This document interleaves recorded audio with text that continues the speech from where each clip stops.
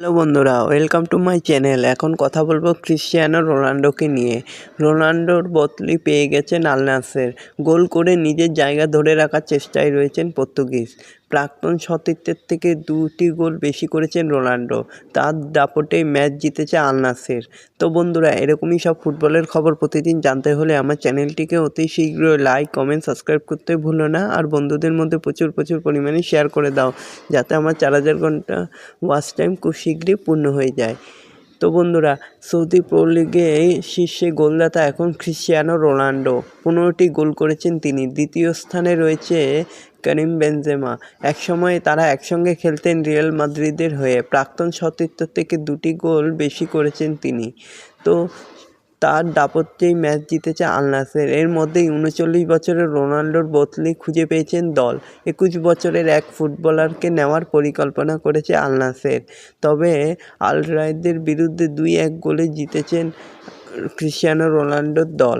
Ronaldo যখন গোল করছেন, দলকে জেতাচ্ছেন, তখনই আল নাসের তার পরিবর্তন খুঁজে পেয়েছেন। রোনাল্ডোর বয়স 39 বছর। কয়েক বছরের মধ্যে হয়তো অবসর নেবেন। এমন অবস্থায় তরুণ ফুটবলার নেওয়ার দিকে ঝুঁকছে আল নাসের।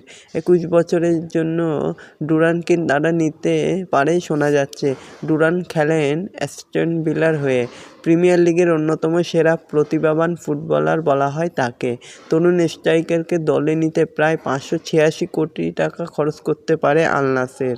তো কলম্বিয়ার এই স্ট্রাইকারকে শনিবারেই সই করাতে পারে তারা।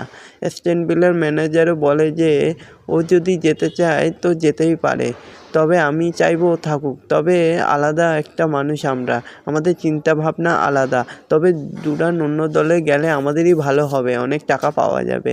18 ম্যাচে 38 পয়েন্ট নিয়ে সৌদি প্রো লিগে 3য় স্থানে রয়েছে আল নাসের। শীর্ষে থাকা আল হিলাল 17 ম্যাচে 43 পয়েন্ট। আল ইতিহাদও 17 ম্যাচে 43 পয়েন্ট পেয়েছে। গোল পার্থক্যের জন্য পিছিয়ে থেকে তারা 2য় স্থানে। আল নাসেরের পরবর্তী ম্যাচ হচ্ছে 7ই ফেব্রুয়ারি। তারা আল ফাইহার বিরুদ্ধে খেলবে। তো এরকমই সব খেলার খবর প্রতিনিয়ত জানতে হলে আমার চ্যানেলটিকে অতি শীঘ্রই লাইক, কমেন্ট, সাবস্ক্রাইব করতে ভুলো না। ধন্যবাদ সবাইকে।